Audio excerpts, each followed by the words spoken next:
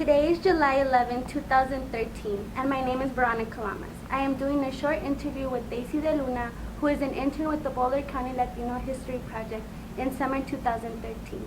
This interview is being recorded for the Boulder County Latino History Project and the Mary Rogers Oral History Program. The interview is being filmed by Ana Karina Casas. Please tell me when and where you were born. I was born in May 5th, 1994, so Cinco de Mayo. I was born in Ciudad Juárez, Chihuahua, but I grew up there for about 6.5 years, and then I moved to Zacatecas. We lived in Zacatecas from when I was 6.5 until I was 11. I had just turned 11, and then we moved to the United States. When did your family or other relatives come to Colorado? Well, my immediate family, like my dad and my mom, my dad came around 1980 something. No, even before that, before he got married to my mom. So like 1990, they were boyfriend and girlfriend. So he came over but my grandparents have been coming since a long time ago. I think it was about the ASSETT program, because my abuelito from my mom's side would always talk about how he will come to California and work on the crops, or the crops actually. And he said he was like a really tough work, but he was the only one, because from my dad's side nobody came. They just started recently coming over. But our immediate family, when I moved, we came in 2005. But we did not cross the border, or I don't know how you say, because we didn't cross legally, but after we stayed here, we came legally. Where had they been living before that?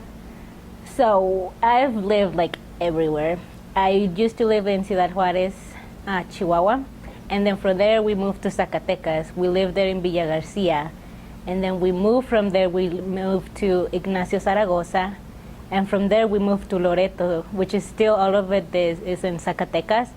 And then in 2005, I think it was June 3rd, we moved to the United States and we came to Longmont. But we've always lived in Longmont since I was 11. But when we came, I thought it was just going to be a vacation, because I remember my mom telling me, because my dad didn't used to live with us, because he will always come to the United States and he will work for about 3 years and send us money so my mom could build her house and then come like every 3 years and visit us. And I remember that time my mom said that, oh, this time we're going to go over to your dad. And we're going to be back when school starts. And I said, oh, okay, cool. It's not too much. It'll be a good vacation, because I've been coming to the United States since I was like a little girl. Because we have a visa, B1, B2, which is a tourist visa, or we used to anyway. So we could come to the United States whenever we wanted, as long as we don't stay more than 6 months over. And we did not study or work here. So that was, or where you're passing without having to pay too much. Why did you come here? Well, I sort of answered that. So we did come here when I was 11 to visit my dad, or so my mom told me. Later it turned out it was just a big lie, so that I could just come here peacefully, because when the summer ended, my mom was like, oh, we're not going back. So I said, okay, so what am I supposed to do? Because I love school. So they enrolled me in this school. They enrolled me in Heritage Middle School here in Longmont, and it's a bilingual school. So I think it's like 90% of the population is Mexican. But they have a program called Newcomers, who teaches students how to speak English. But my house from Heritage, it's about 30 minutes on a car. But if I had to take the bus. So it was about an hour and a half of traveling every morning. So I had to wake up like at 6:30, get ready. Actually, I woke up at 6 in the morning, got ready, ate my breakfast. About 6:50, I was on the bus. Anyway, you know what I mean. And I will go to a high school, and from there they will change me to another autobus. I'm just going to say it in Spanish because I don't want to say it wrong again. And then from that school, they would transfer me to Heritage. So it was like an hour and a half travel every day for me to go to Heritage Middle School. I was there for a year, because the newcomers, you can go there as long as you live within the area, but I was open enrollment, so I had to take the bus, autobus. And then after that, I was moved to an all-English school. And it was, I think, for me in my all education life, for me, 7th grade probably was the toughest ever, because I was from a school that I was speaking all, like, if I didn't understand something, it was someone around there that could understand me and speak in Spanish. And then I moved to a white school, or I like an all English school, that I think it was like 99% white. And in my grade, there were only 3 Mexicans, and that was it. And I don't remember ever seeing other Mexicans in that school. But I mean, I really enjoy going to that school because I think that really made me grow up. Because I know I became bilingual within a year. So I was fluent with English and Spanish by the age of 12. And it was something that made me really grow up when I moved to Altona Middle School. I learned English because I still know a lot of people from 6th grade that still struggle speaking English. And I don't know if it's because they stayed in that school or because I just like school. So I remember I always had to work extra harder during my 7th grade year to get that sentence skills up to the level that white people could do it, because they never said anything. They were really nice to me, but I knew that they were speaking. That was their language. Of course, they could do better than me. Then that was my second language. And how was school like for you, just being Latina? Well, I know So diverse. it was. A lot of people say they have a tough time being Latina at school, and for me, it's really different. I really enjoy going to school as a Latina, because I don't know. Maybe it's the place I went to. They're very accepting. Like, all of my friends up to my senior year were white. I mean, because I grew up with them from 7th grade all the way until 12th grade, so I knew all of them. And they're really nice to me. All the teachers were always really nice to me. I have especially one, Mr. Allen. He's my math teacher that made my junior year in high school. I love that teacher. He's like the best teacher ever. And it's just a really good experience to be able to feel accepted. Because I know a lot of people that go to school and they're being mistreated by the teachers because they're racist. But the teachers that I had all through my American school were really nice to me. Like, they always ask me where I am, who I'm going with, and even to the moment, I'm in college now, they still like send me a message once in a while and asking just how are you, how is school going for you? And it's really nice. And I went to Silver Creek High School, and I love that school. Like, if I could, I will make my own scholarship for them, because I am undocumented since I was born in Mexico. And for me, I have to pay out-of-state tuition, so it's 3 times the amount. And it didn't really hit me that they had to pay so much until it was July of last year, 2012. So I told I told Mr. Allen, my math teacher, that I just couldn't go to college. So he talked to all of the teachers at Silver Creek High School, and all of them got together, and all of them put money, and they paid for my first semester of college and half of the next semester. And I was really happy, because I know a lot of people that they don't get along with the teachers, and for me to have like unite in a way this school bring and care so much about a student, for me is really, really glad to be part of that type of school. And I just love school. What college do you go to? Right now I'm attending Front Range. I wanted to go to CU Boulder when I was a senior, but of course the money issue. So I decided to go to Front Range, try it, and I think I made the right decision. I've met one of the most wonderful people. Right now I'm working for Front Range. I'm at work for the outreach department and the call center, and I work for Cynthia Garcia, and I'm a Peña McCleve. And they asked me the other day what motivated me to go to college, and I just said, I just knew I had to go to college. And going to Front Range has helped me actually find what I want to do. I was undecided until about 2-3 months ago. I didn't know what I wanted to do. And recently I found out I wanted to be in business. I don't know. Now, it's not for the money. I want to help people because I know a lot of big companies that are hiring, but they don't have a good connection with the Latino community. So I want to be able to be that little bridge that connects business and Latino communities so that it helps them grow in both ways. Can you tell me about your experience of being a Latina, just in Boulder County in general? I think it's been, I've never had a racist comment made to me, and it's very surprising.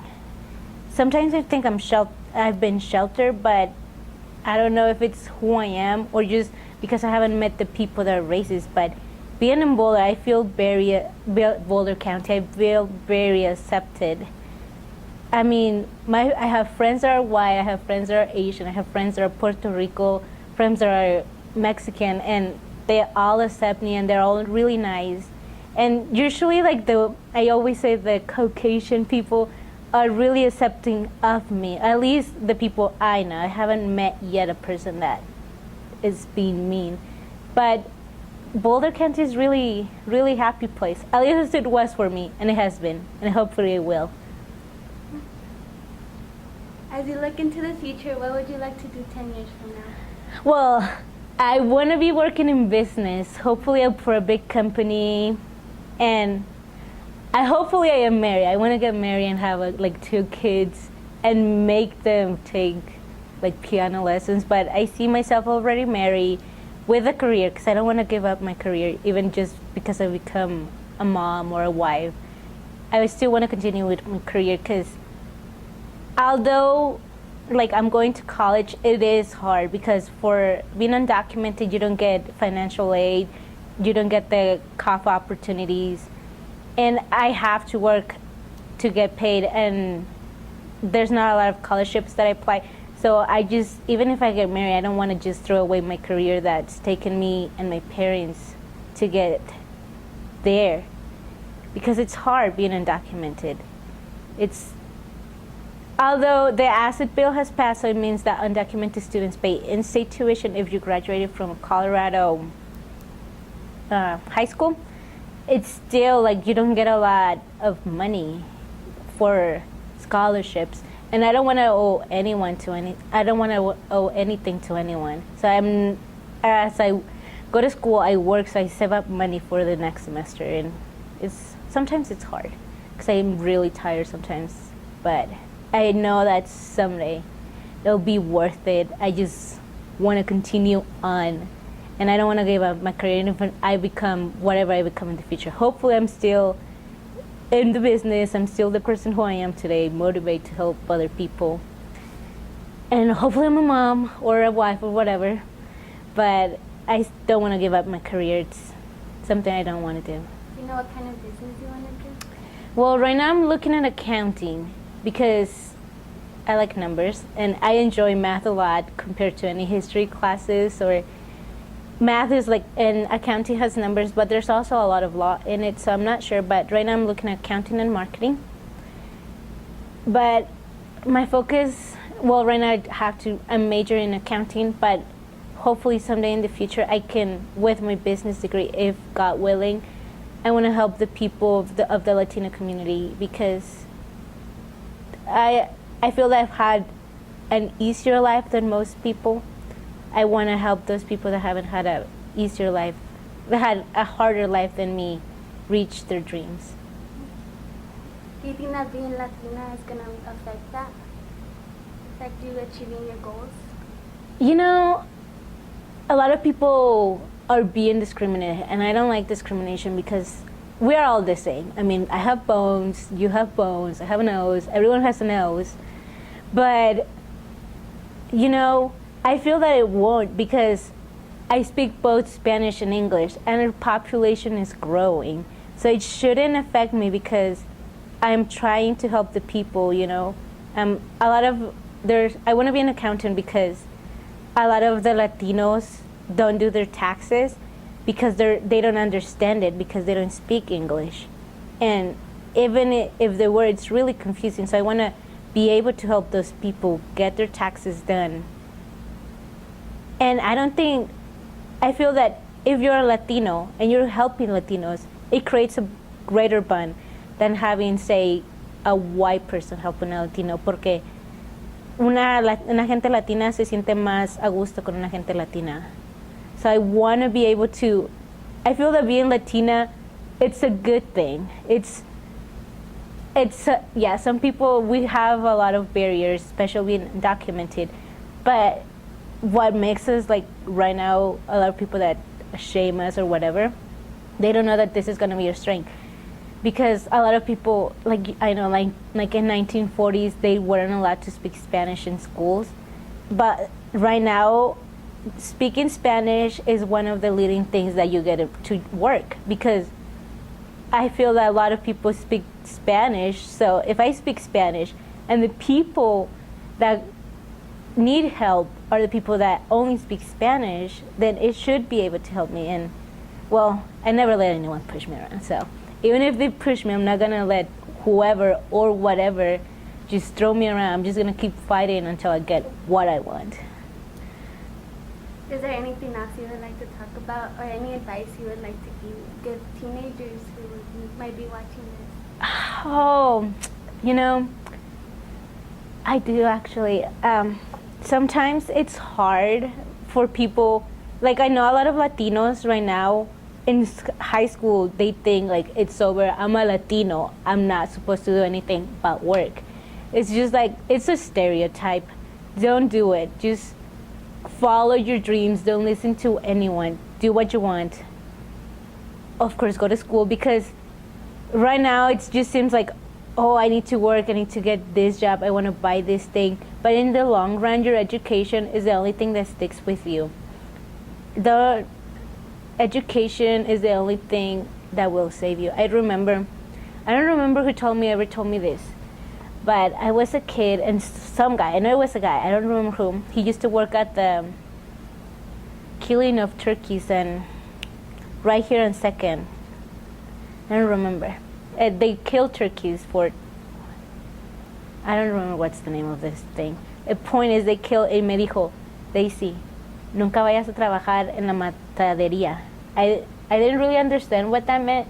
I didn't understand if he meant like, don't be like working for killing chickens, or don't be working as hard as he is, because he would be working 10 hours a day for only 7 hours and 50 cents. So I think he meant like his matadería is how they are being treated.